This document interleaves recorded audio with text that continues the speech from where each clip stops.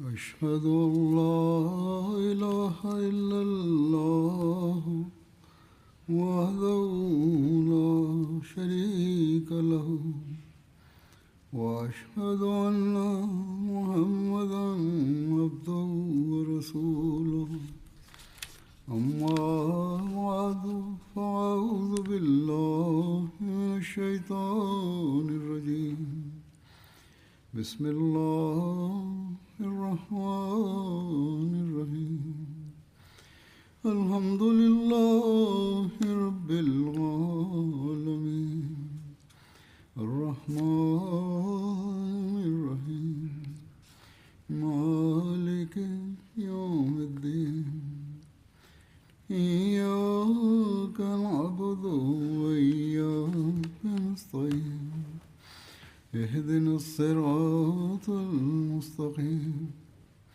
صراط الذين أنعمت عليهم غير المغضوب عليهم ولا الضالين.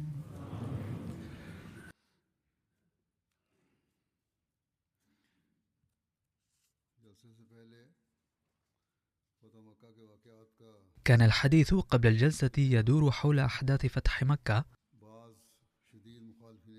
وكنت قد تناولت ذكر بعض المعارضين الشديدين وقبولهم الإسلام. أستأنف وأذكر الآن عددا آخر من بين هؤلاء، وأحدهم وحشي بن حرب، وهو الذي قتل حمزة رضي الله عنه في غزوة أحد، وفر إلى الطائف بعد فتح مكة، وعندما أسلم أهل الطائف جاء هو أيضا وأسلم.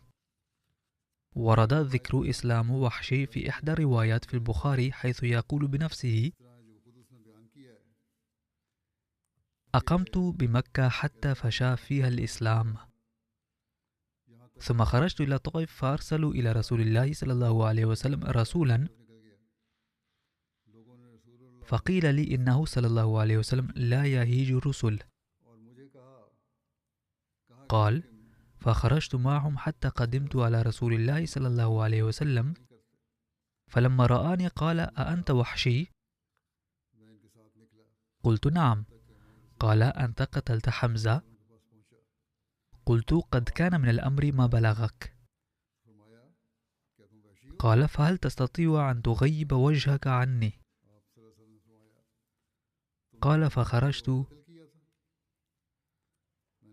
كان صلى الله عليه وسلم يعني ألا يريه وحشي وجهه حتى لا يتذكر صلى الله عليه وسلم هذا الأمر مرة أخرى. فلما قبض رسول الله صلى الله عليه وسلم فخرج مسيلمة الكذاب، قلت لأخرجن إلى مسيلمة لعلي أقتله فأكافي به حمزة. قال: فخرجت مع الناس فكان من أمره ما كان، أي تم قتله. قال: فإذا رجل قائم في ثلمة جدار كأنه جمل أورق ثائر رأس، وكان ذلك مسيلمة ورآه وحشي. قال: فرميته بحربتي فأضعها بين ثديه حتى خرجت من بين كتفيه. قال: ووثب إليه رجل من الأنصار فضربه بالسيف على هامته، وهكذا قتل. كذلك كانت من بين هؤلاء سارة مولاة عمرو بن هاشم، وكانت مغنية بمكة، وقدمت على رسول الله صلى الله عليه وسلم قبل الفتح، وطلبت منه السلع وشكت الحاجة. فقال رسول الله صلى الله عليه وسلم: ما كان في غنائك ما يغنيك، أي كنت تغنين وتكسبين أموالا كثيرة. فقالت: إن قريشا منذ قتل من قتل من رؤسائهم ببدر تركوا الغناء. فوصلها رسول الله صلى الله عليه وسلم وأعطاها بعيرا طعاما، فرجعت إلى قريش.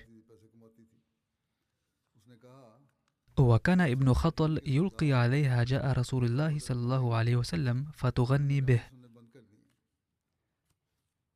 ورغم أخذ العطاء لم ترتدع عن أفعالها، بحيث كانت تغني شعر الهجاء، وهي التي وجد معها كتاب حاطب بن أبي بلتعة، فأسلمت وعاشت إلى خلافة عمر بن الخطاب رضي الله عنه. وكانت لابن خطل مولاة أخرى اسمها فرتني، وكانت هي الأخرى تغني بهجو رسول الله صلى الله عليه وسلم فأسلمت. ثم ورد عن إسلام الحارث بن هشام أنه كان رئيسا محبوبا في مكة وأخا لأبي جهل من جهة الأب، وكانت أخت خالد بن وليد رضي الله عنه وزوجته. لجأ هو وعبد الله بن أبي ربيعة يوم فتح مكة إلى بيت أم هاني رضي الله عنها، لأن علي بن أبي طالب رضي الله عنه كان يطاردهما ليقتلهما،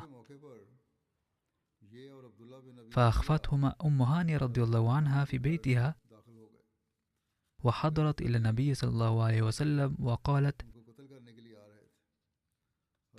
إني قد أجرتهما. فقال لها النبي صلى الله عليه وسلم: من أجرت فقد أجرنا. قال الحارث بن هشام: مكثنا في ذلك البيت يومين ثم ذهبنا إلى بيوتنا. كنا نجلس في صحن ولا يتعرض لنا أحد، ولكننا كنا نخاف من عمر رضي الله عنه. قال: والله بينما أنا جالس على بابي مرتديا عباءتي، إذ جاء عمر رضي الله عنه ومعه بعض المسلمين فسلم وانصرف. قال: كنت أستحي من أن يراني رسول الله صلى الله عليه وسلم، لأنه كان يراني في كل مكان مع المشركين. ثم تذكرت رحمته وإحسانه وصلة رحم، فلقيته عندما كان يدخل المسجد الحرام، فاستقبلني بوجه بشوش. سلمت عليه وتشهدت، فقال: الحمد لله الذي هداك، ما كان مثلك يخفى عليه الإسلام. قال الحارث: والله لقد رأيت أنه لا يمكن الابتعاد عن الإسلام. كذلك ورد عن إسلام سهيل بن عمرو أنه كان أيضا من رؤساء مكة، وهو الذي جاء كمندوب عن قريش لعقد صلح الحديبية. يقول سهيل بن عمرو: عندما دخل النبي صلى الله عليه وسلم مكة وانتصر، دخلت إلى بيتي وأغلقت الباب، ثم أرسلت ابني عبد الله إلى النبي صلى الله عليه وسلم ليطلب لي الأمان من محمد صلى الله عليه وسلم، فقد خفت أن أقتل. حضر عبد الله رضي الله عنه إلى النبي صلى الله عليه وسلم وقال: يا رسول الله، أبي يطلب منك الأمان. وقد كان أهل مكة قد نالوا العفو العام والأمان، ولكنه كان من أئمة الكفر وقد عاد بالشدة، لذلك لم يطمئن ولم يستطيع أن يتصور أنه سيبقى محفوظا من ذلك الأمان العام. وحسب التفكير الجاهلي كان يخاف أن ينتقم منه،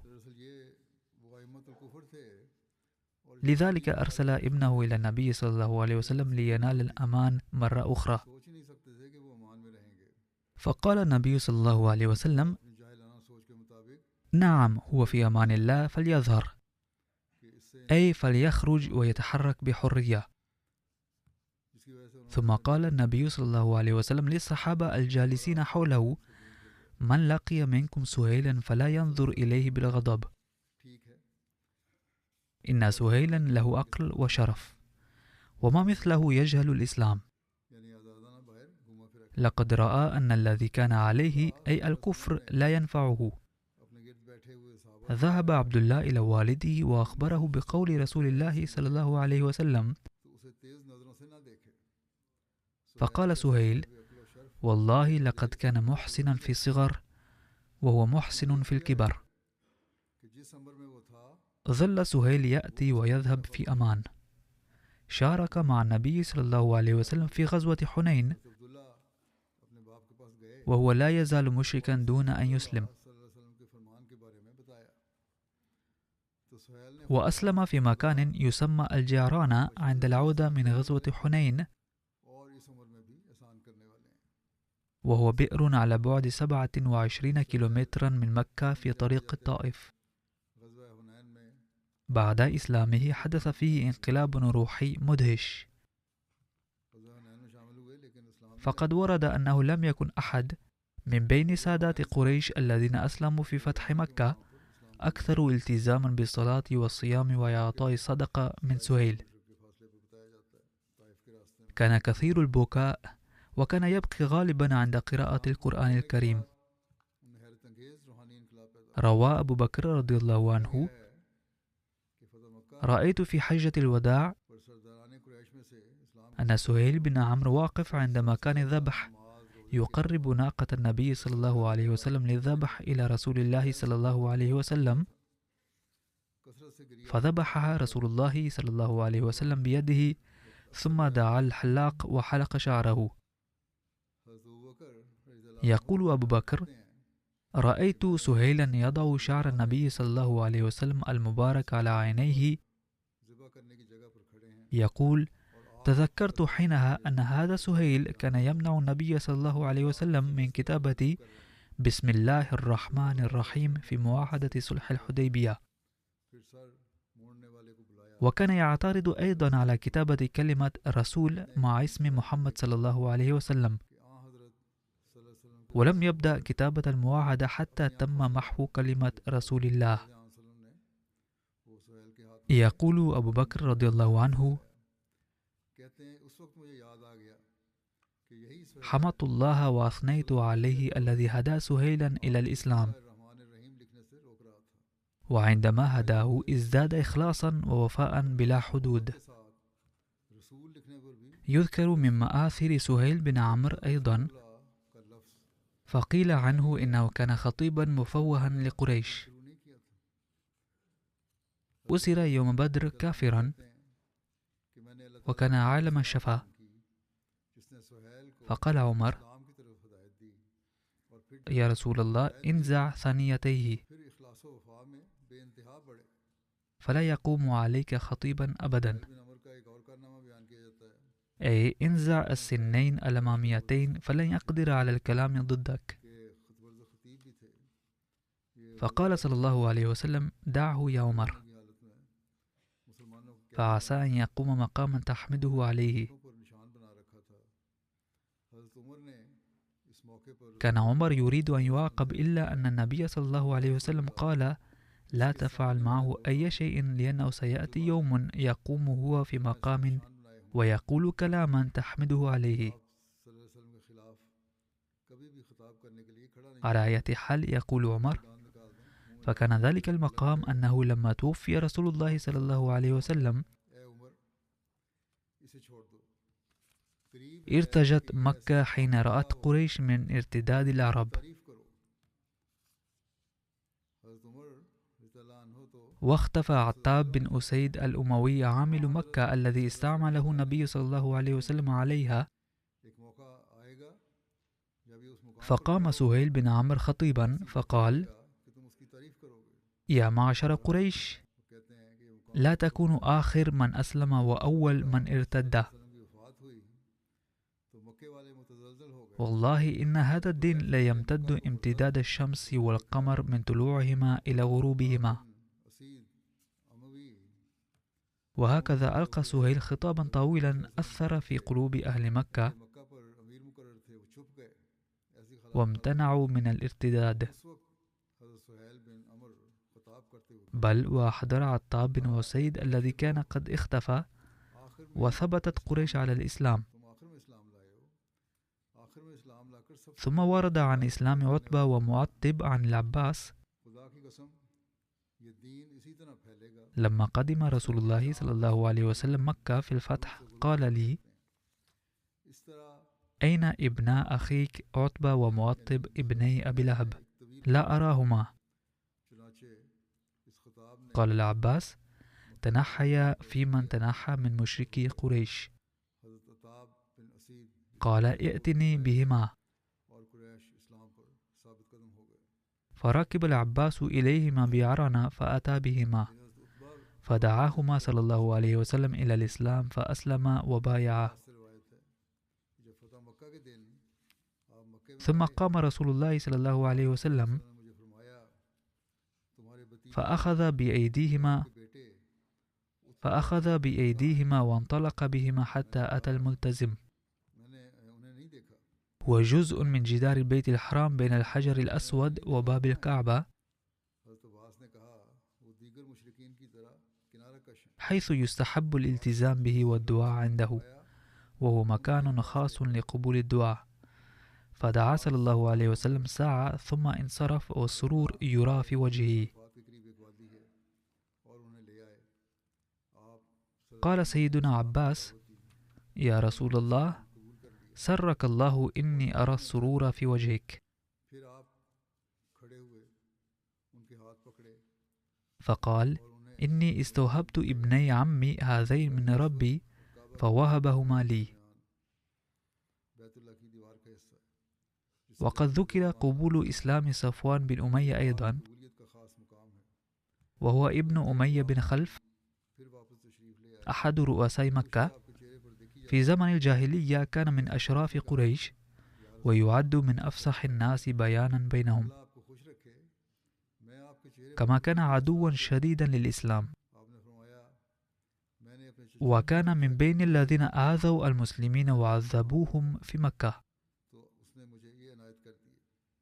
وبعد غزوة بدر پھر صفوان بن دبر مؤامرة لقتل النبي صلى الله عليه وسلم، مکہ کے رئیس وكلف عمير بن وهب بهذه المهمة. زمانہ جاہلیت میں قریش کے اشراف میں سے تھا اور قریش کے سب سے فصیح مع أنه لم يكن ممن صدر الحكم بقتلهم، ولكنه هرب من مكة خشية أن يقتل، یہ مسلمانوں کو مکے میں تکلیف اور اذیت دینے والوں میں سے ایک وهرب إلى جدة عن طريق البحر الأحمر، نبی کریم علما أن صديقه عمير بن وهب كان قد أسلم، اور عمیر بن وہب کو اس کام کے لیے تیار کیا تھا. ہر چند وهو الشخص نفسه الذي أرسل صفوان إلى المدينة لقتل رسول الله صلى الله عليه وسلم قائلا له: خوف اور اندیشے سے مکے سے بھاگ گیا تھا کہ اس کو مار دیا جائے گا. یہ بحر عمر إن قتلته فإن كفالة أطفالك وعيالك ستكون مسؤوليتي. فلما وصل عمير إلى المدينة علم النبي صلى الله عليه وسلم بكامل مخططهم، یہ وہی عمیر تھا جس کو وعندما رأى عمير هذه المعجزة أسلم فورا. قتل کرنے کے لیے مدینے بھیجا تھا کہ تم ان کو قتل کر دو. وعند فتح مكة كان عمير يفكر ويشتاق لإسلام صديقه صفوان، میرے سپرد ہو گئی. فقال عمير بن وهب: عمیر جب مدینہ پہنچے تو نبی اکرم صلی اللہ علیہ وسلم کو يا نبي الله، ان کے سارے منصوبے إن صفوان بن أمية سيد قومي وقد خرج هاربا منك اسلام لے آئے.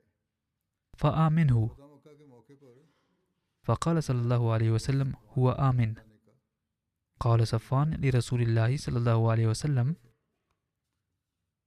حضرت عمیر بن وہب أعطني منك شيئا لأريها كأمارة الأمن منك. اور عرض کیا فخلع رسول الله صلى الله عليه وسلم عمامته وأعطاه إياها. صفوان میری قوم کا سردار ہے وہ آپ کے خوف سے بھاگ گیا ہے. فخرج عمير حتى أدركه وهو يريد أن يركب البحر، صلی اللہ علیہ وسلم نے فرمایا اسے امان ہے. انہوں نے درخواست کی کہ مجھے اپنی کوئی نشانی عطا فرمائے. فلحقه فقال: امان کے طور پر يا أبا وهب، طرف سے جئت من عند أبر الناس آپ صلی اللہ علیہ وسلم وأوصل الناس، لا تهلك نفسك، اتارا اور اس کو دے دیا. حضرت عمیر هذا أمان من رسول الله صلى الله عليه وسلم قد جئتك به. جب کوئی کشتی میں سوار ہونے والا تھا حضرت عمیر نے اسے کہا قال صفوان: کی قسم لن أعود معك حتى تريني علامة منه صلى الله عليه وسلم أعرفها.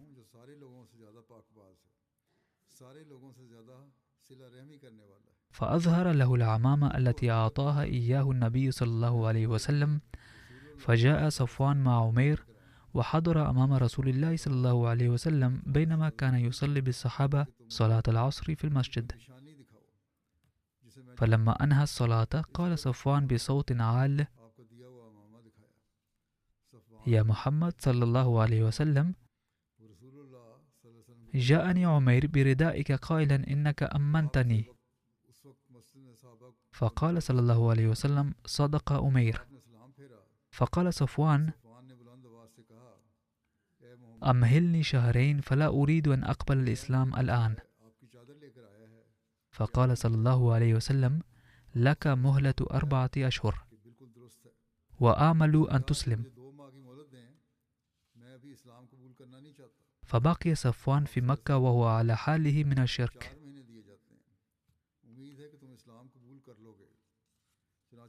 ولما ذهب النبي صلى الله عليه وسلم إلى هوازن ووزع الغنائم بعد غزوة الطائف وحنين، رأى النبي صفوان يحدق باستمرار إلى الوادي المملوء بالغنم والماعز، وكان رسول الله صلى الله عليه وسلم ينظر إلى صفوان وهو يحدق إلى الوادي المملوء بالأموال. فقال صلى الله عليه وسلم: هل عجبت من هذا الوادي بكثرة المال فيه؟ قال صفوان: نعم. فقال صلى الله عليه وسلم: هذا الوادي وما فيه كله لك، خذه معك. فأخذ صفوان جميع تلك الأموال وقال: لا يمكن لأحد أن يجود بنفسه الكريمة كما يجود نبي. أشهد أن لا إله إلا الله وأن محمدا عبده ورسوله، وأسلم في الحال. توفي صفوان في مكة سنة 42 هجرية في خلافة معاوية. وقال بعضهم إنه قتل في أثناء الفتنة في عهد عثمان رضي الله عنه.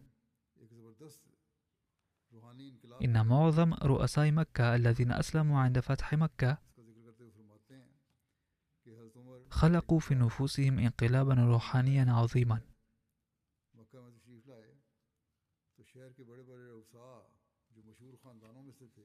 يقول سيدنا المصلح الموعود رضي الله عنه في بيان ذلك: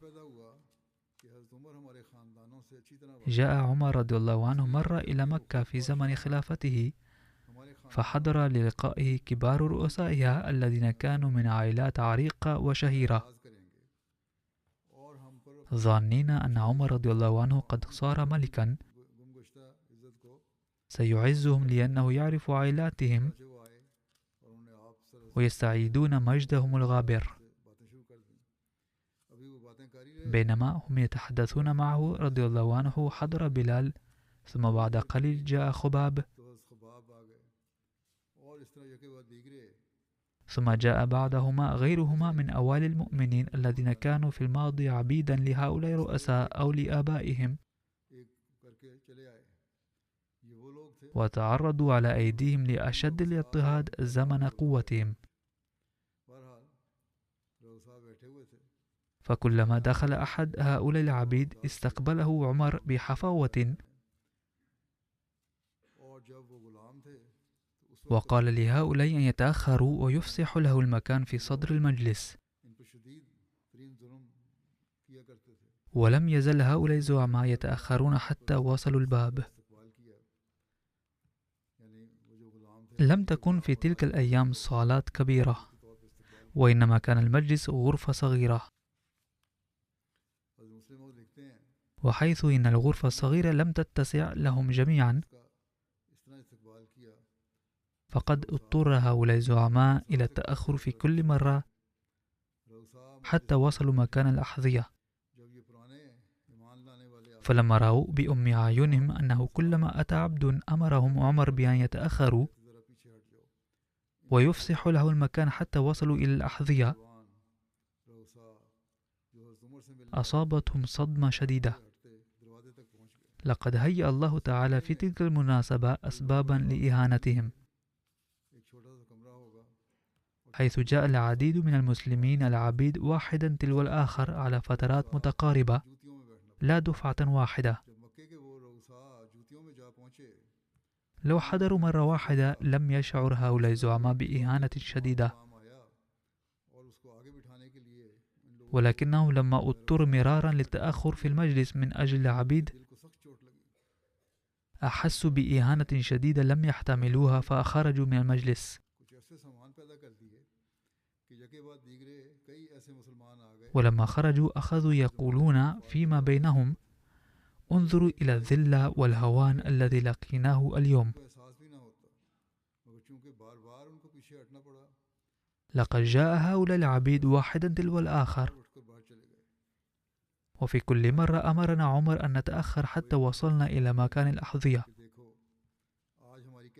فقال أحدهم: من المذنب، عمر أم آباؤنا؟ لو فكرتم لوجدتم أن الذنب ليس إلا ذنب آبائنا الذين نلنا عقابه اليوم. إن الله تعالى لما بعث رسوله صلى الله عليه وسلم عارضه آباؤنا، ولكن هؤلاء العبيد آمنوا به وتحملوا بالصبر كل أذى في هذا السبيل، فنحن المسؤولون عن الإهانة التي أصابتنا اليوم في المجلس لعمر. فقال له أصحابه: صحيح أن الذنب ذنب آبائنا، ولكن هل من سبيل لإزالة وصمة العار هذه؟ ثم تشاوروا فيما بينهم وقالوا: لا نعرف لذلك سبيلا، تعالوا نسأل عمر. فحضروا مجلسه مرة أخرى وقالوا: تعلم أنت ونعلم جيدا ما تعرضنا له من إهانة في مجلسك. فقال عمر رضي الله عنه: أرجو المعذرة على ما حصل، لأن هؤلاء قوم كان النبي صلى الله عليه وسلم يعزهم في مجلسه، فكان من واجبي أن أعزهم في مجلسي. فقالوا: نحن نعلم أن الذنب ذنبنا، ولكن هل من سبيل إلى غسل هذا العار؟ ليس بوسعنا اليوم أن ندرك مدى النفوذ الذي كان يتمتع به هؤلاء الزعماء في مكة. أما عمر فكان يعلم قبائلهم جيدا، إذ ولد في مكة وترعرع فيها، وكان يعلم كم كان آباؤهم ذوي عزة ومنع في مكة. كان يعلم أنه لم يكن بوسع أحد أن يرفع بصره أمامهم، فلما سمع كلامهم دارت أمام عينيه الأحداث والأحوال الماضية كلها، فغلبته الرقة ولم يستطيع الكلام، بل رفع يده وأشار بإصبعه إلى الشمال.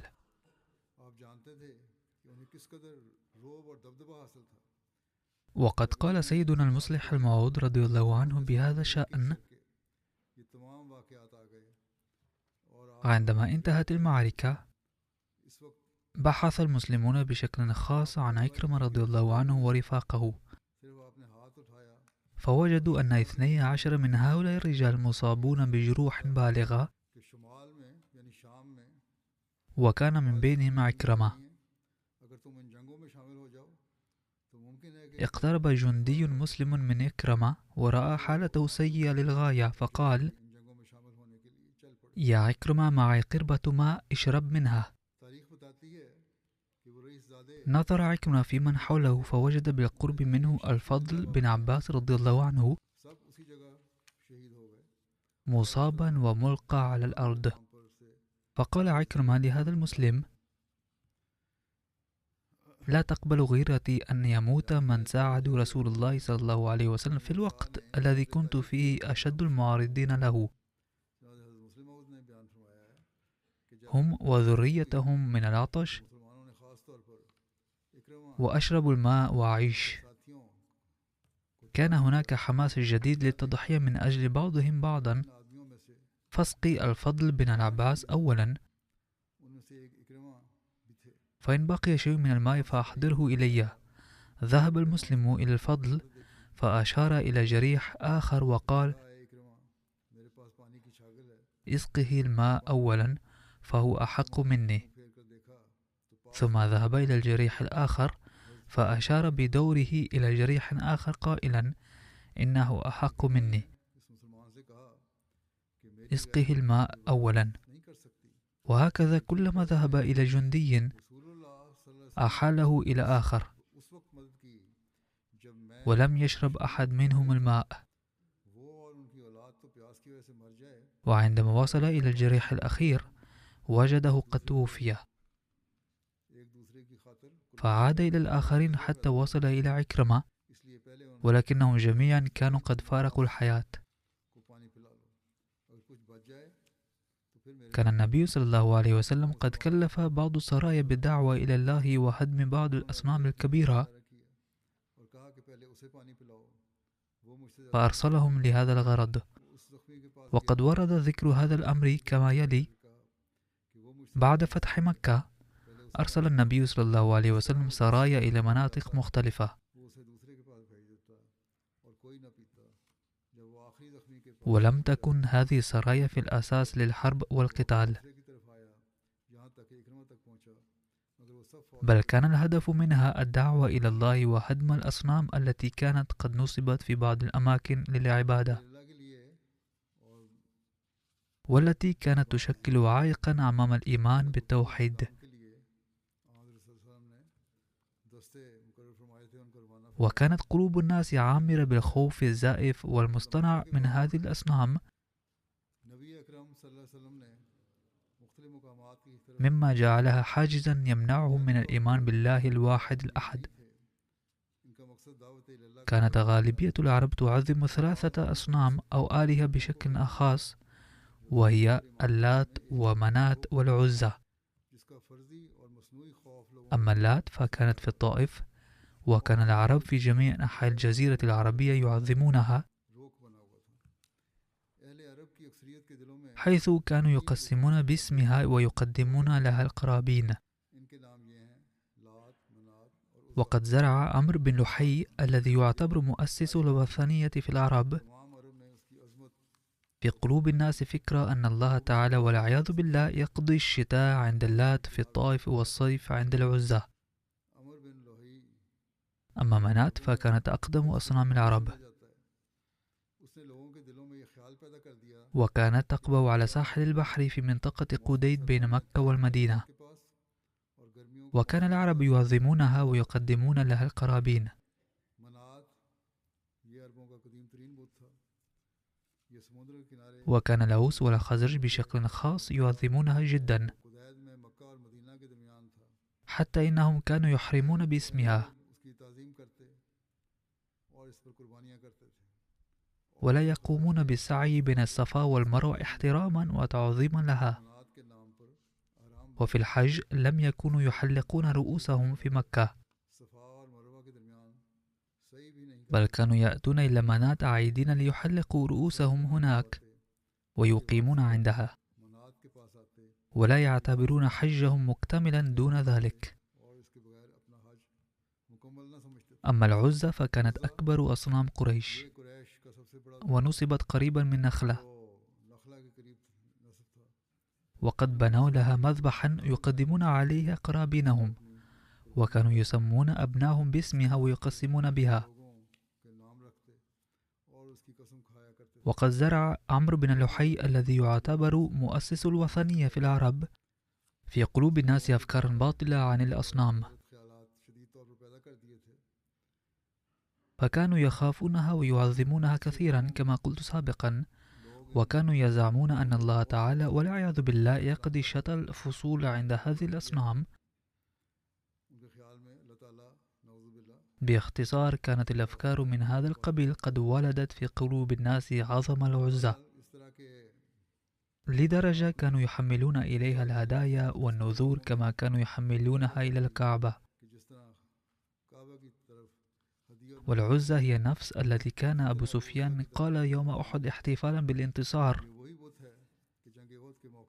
إن لنا العزة ولا عز لكم. وكان العرب عموما يعظمون هذه الأصنام الثلاثة كلها،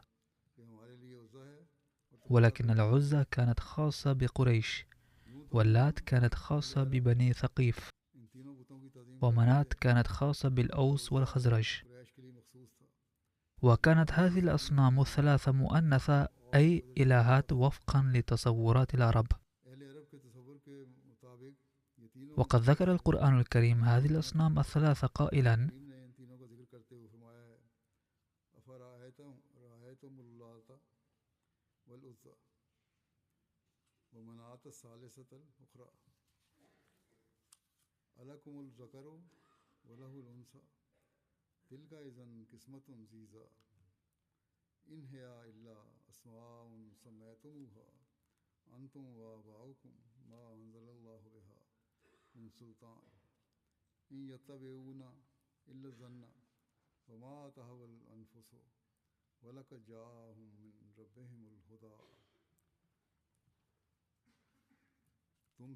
أعوذ بالله من الشيطان الرجيم. بسم الله الرحمن الرحيم. أفرأيتم اللات والعزى ومناة الثالثة الأخرى ألكم الذكر وله الأنثى تلك إذا قسمة ضيزى إن هي إلا أسماء سميتموها أنتم وآباؤكم ما أنزل الله بها من سلطان إن يتبعون إلا الظن وما تهوى الأنفس ولقد جاءهم من ربهم الهدى. باختصار، قد أمر النبي صلى الله عليه وسلم بعد فتح مكة مباشرة بهدم هذه الأصنام كما ذكر، ليزول من قلوب الناس خوفها الزائف وعظمتها المصطنعة. وقد كان هذا القرار الحكيم مباركا جدا، إذ قد زال بهدمها فعلا الخوف الكاذب والهيبة من قلوب الناس، وبدأوا يدركون أن فكرة الإله الواحد الأحد التي قدمها محمد رسول الله صلى الله عليه وسلم هي صحيحة. كيف هدمت تلك الأصنام وتلك الأماكن؟ وهل ظهرت ردة فعل لذلك في البداية أم لا؟ فسأتناول بعض الأحداث عن ذلك مستقبلا. بعد الصلاة سأصلي جنازة الغائب على مرحومين، أحدهما شودري عبد الغفور ابن شودري غلام قادر من جامشورو حيدراباد، فقد توفي مؤخرا عن عمر يناهز 92 عاما. إنا لله وإنا إليه راجعون. كان من عائلة المزارعين، وهي انتقلت من بيغورا كوت إلى كوت أحمدية في أوائل عام 1900، وكان والده قد أرسله بدافع حبه للجماعة والخلافة إلى قاديان لدراسة دينية ومادية سامية في عام 1942، حيث درس المرحوم وتشرف بصحبة طيبة للصحابة والصلحاء حتى الهجرة إلى باكستان. وبعد انتقاله لهناك تابع دراسته في شنيوت وربوة، ولاحقا نال شهادة في الهندسة الميكانيكية في كراتشي، وتقاعد في عام 1993، وبعد ذلك وقف حياته لخدمة الدين، ووفق لخدمة الجماعة في مشروع في أوغندا لمدة عامين. كان من شجعان أبناء الأحمدية، وكان خادما للخلق رحيب الصدر، كان يسعى لسد الحاجات المالية للجميع دون تمييز، وكان سباقا في التضحية بالمال. شغل منصب قائد الخدام الأحمدية في الإقليم، كما أدى خدمات بارزة في أنصار الله أيضا. لقد خدم الجماعة مدة طويلة بصفة سكرتير للشؤون العامة في حيدراباد، وكان حضرة الخليفة الرابع قد أعينه أميرا لمحافظتي نواب شاه ونوشارو فيروز، فأدى هذه المسؤولية بجهد كبير. كان المرحوم من الموصين، وترك وراءه 3 أبناء و5 بنات.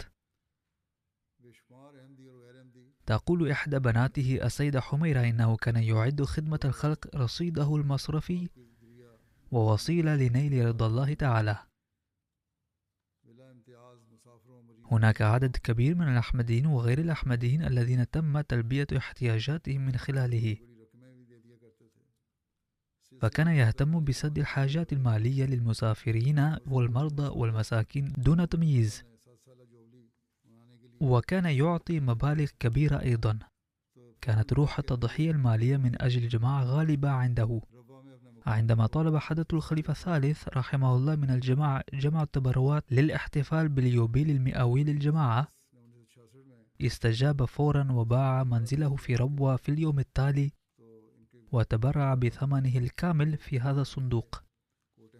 عندما زار حضرة الخليفة الثالث السند في عام 1966 بعد أن تم انتخابه خليفة، ذهب إلى منزله أيضا في كوت أحمدية بحيدراباد. عندما كان قصر الخلافة قيد البناء في ربوة في عام 1981، قررت الحكومة أن تبعثه إلى أفريقيا لمشروع ما، وكانت فرصة جيدة جدا بالنسبة له. ولكنه حين زار سيدنا الخليفة الثالث للاستشارة قال له حضرته: لا تذهب هناك واتركها، فقصر الخلافة هذا قيد البناء وهناك أعمال تسقيف وغيره جارية وعليك أن تشرف عليها. فتولى العمل في اليوم التالي وبقي هناك. ولكن الله تعالى أكرمه أيضا، إذ حين عاد إلى البيت بعد إنهاء إجازته حصل على نفس العقد من الحكومة مرة أخرى، وكان يقول إن هذا حدث فقط ببركة الخلافة. كانت له علاقة قوية مع حضرة الخليفة الثالث والرابع أيضا، وكانا يزورانه في منزله ويبيتان أيضا عنده. وأنا الآخر يوم كنت في باكستان تسنت لي فرصة الإقامة في بيته، كان مضيافا جدا. في إحدى المرات اضطررت للسفر ليلا داخل السند والأحوال لم تكن جيدة، فقال لي: أنا سأخذكم معي. وكان المطر الغزير ينزل والطرق غارقة في الماء، ولكنه أخذني ووصلنا ليلا إلى المكان الذي كان يجب أن أصل إليه. بعد ذلك قلت له: ينبغي أن تبيت هنا وتذهب صباحا ولا تذهب الآن وحدك. ولكنه قال لا، وركب سيارته وانطلق في نفس الوقت ليلا. كان إنسانا شجاعا وجريئا جدا. إن خدماته للأسرى في سبيل الله أيضا جديرة بالتقدير. كان يذهب إلى السجون ويتواصل مع الإدارة ويهيئ تسهيلات لهم. كان مليئا بروح خدمة البشرية. كان يهتم بالأقارب والأعزاء. تقول ابنته إنه كان يساعد الفقراء والمحتاجين كثيرا. كان يحب نظام الخلافة حبا عميقا، فكان يلبي كل نداء لخليفة الوقت. وكان الحديث عن الخلافة جزءا من محادثاته اليومية، حتى إن غير الأحمديين من معارفه أيضا يذكرون كثيرا أعماله الطيبة، وقد ترك فيهم أثرا طيبا وحسنا.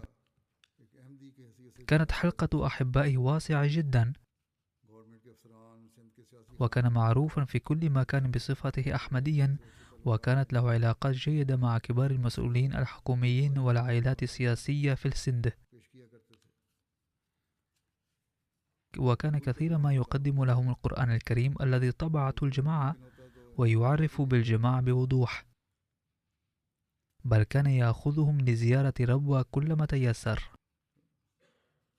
رحمه الله تعالى وغفر له، ووفق أولاده أيضا لمواصلة أعماله الحسنة.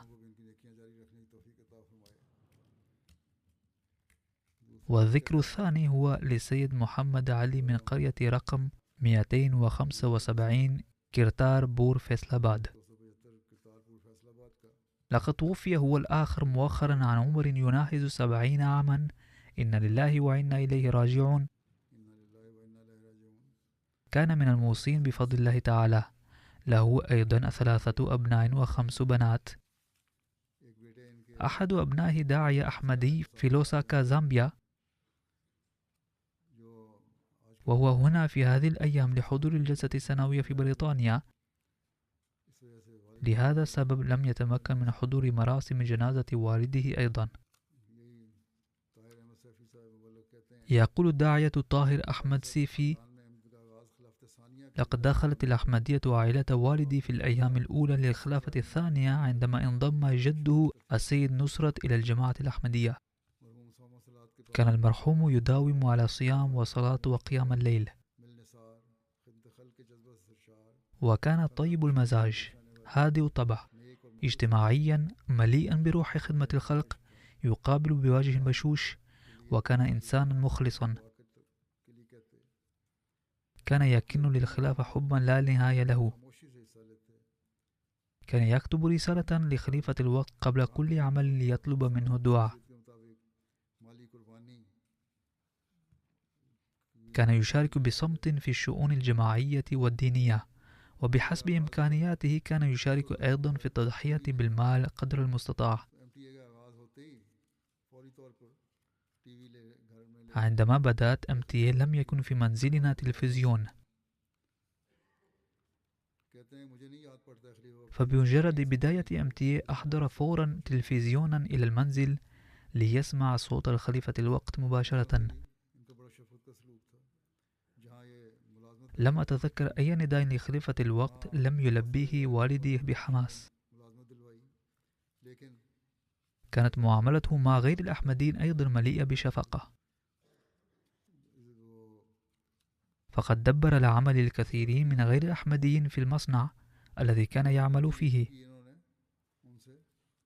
ولكن كما هو ملاحظ، فإن بعض غير الأحمديين لا يملكون قدرا كافيا من خصال طيبة، فبعض هؤلاء الموظفين الذين أحسن إليهم المرحوم قد رفعوا الشكوى ضده إلى صاحب المصنع، متأثرين بكلام الناس، وطلبوا منه بإصرار أن يسرحه من العمل، ففعل ذلك.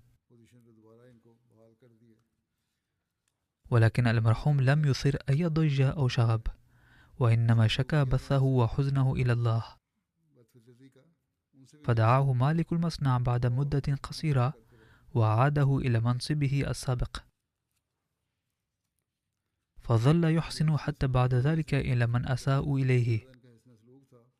ولقد بايع 8 من سكان فيصلاباد تأثرا بحسن سلوكه أكثر من الدعوة.